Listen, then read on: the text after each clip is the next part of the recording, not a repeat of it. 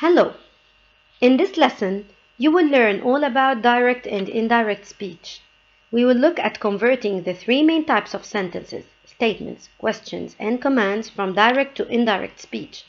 There are lots of examples and clarifications throughout the video for a better understanding of the lesson, so make sure to watch it all the way to the end. Let's get started. What do we mean by direct and indirect speech? These are two ways of saying what someone else said.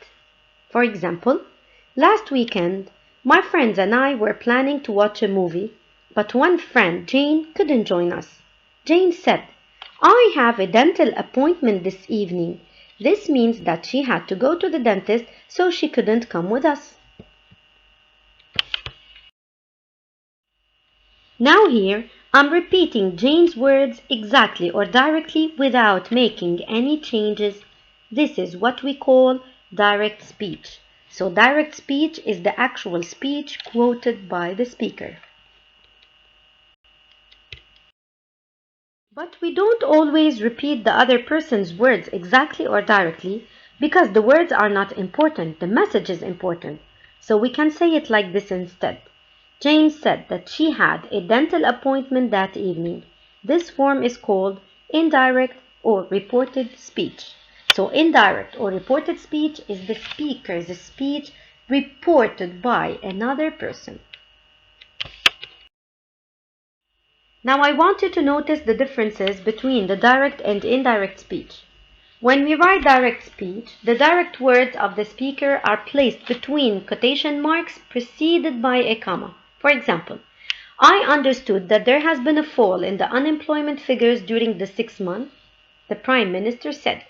The Prime Minister is the speaker, and his direct words are placed between quotation marks preceded by a comma. If the speaker continues, then the quotation marks are opened and closed again in the same way. But a lowercase letter is required in the second quotation. We don't need to capitalize. We don't need to use a capital letter. For example, I understood that there has been a fall in the unemployment figures during the 6 months, the Prime Minister said, and he continues, but I won't have the exact figures until next week. Note that I didn't use a capital letter in the second quotation. There are some rules we have to follow to convert direct speech into indirect speech. Let's see what these rules are. The first thing you must do before you convert from direct to indirect or reported speech is to underline all the words that need to be changed. What are these words? These words are 1. All reporting verbs. 2. All pronouns. 3.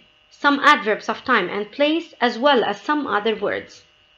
The second thing you must do is to remove the quotation marks and the comma. Here we have an example. I have an appointment this evening. These are the direct words said by Jane. These direct words are placed between quotation marks, preceded by a comma, and the reporting verb is said. So if you want to convert from direct to indirect speech, you have to underline the pronoun I, this evening, the adverb of time, and the reporting verb said. Then you have to remove the quotation marks and the comma.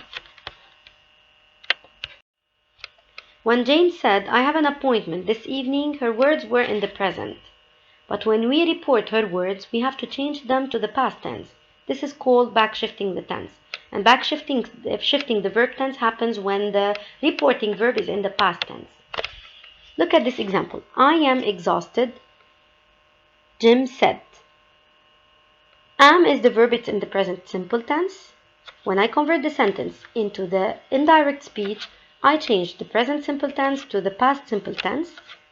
Tim said that he was exhausted. Note that that is put between parentheses. That's because you can leave it out. You can say he said, or Tim said that he was exhausted, or Tim said he was exhausted.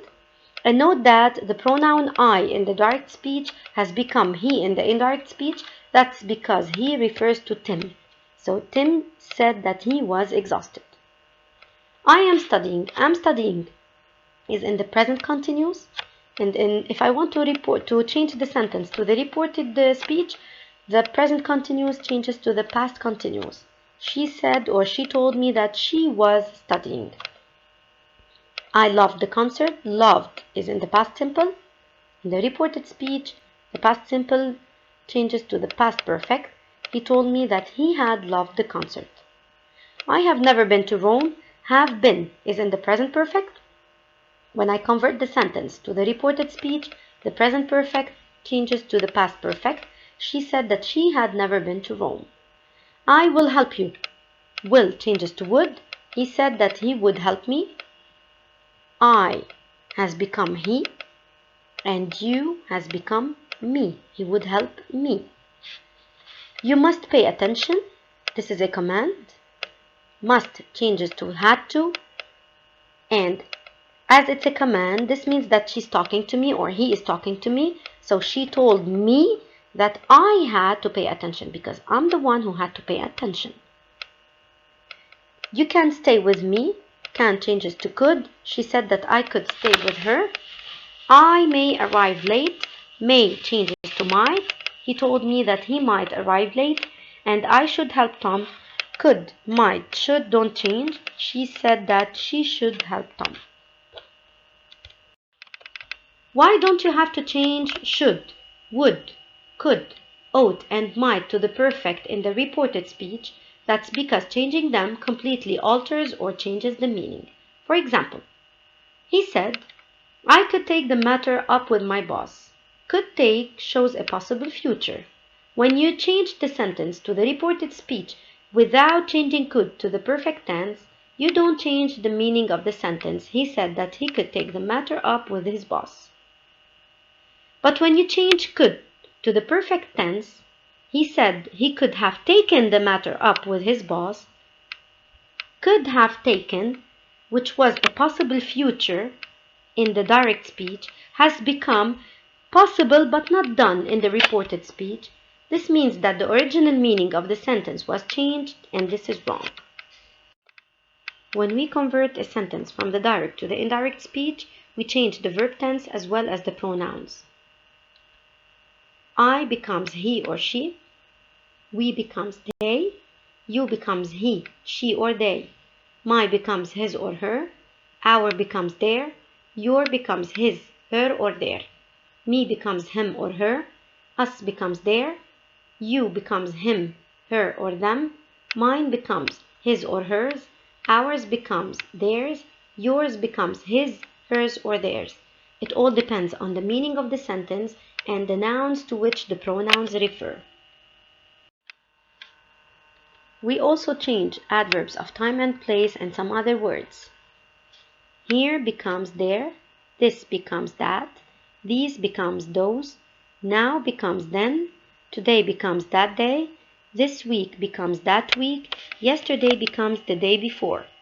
The day before yesterday becomes 2 days before, 3 hours, 3 days, 3 months, 3 years ago, become 3 hours, 3 days, 3 months, 3 years before. Last year becomes the year before, tomorrow becomes the next day, the day after tomorrow becomes in 2 days' time, next week becomes the week after, and tonight becomes that night. As we've said before, backshifting the verb tense happens when the reporting verb is in the past tense, but when the reporting verb is in the present tense or the future tense, the tenses remain unchanged. Only pronouns and adverbs must be changed. Example. He says, I hope to stand as a Labour candidate in this general election. The reporting verb is says. I is the pronoun, hope is a verb, and this is a word that must be changed in the reported speech.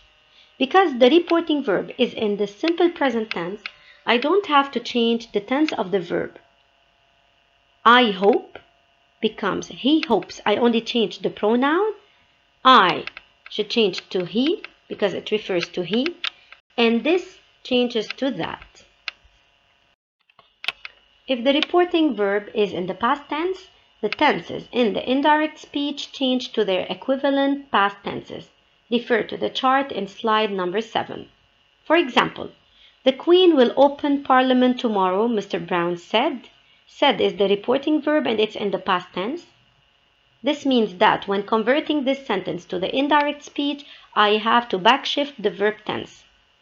Will changes to would, and tomorrow eventually changes to the next or the following day. Mr. Brown said that the Queen would open Parliament the next or the following day.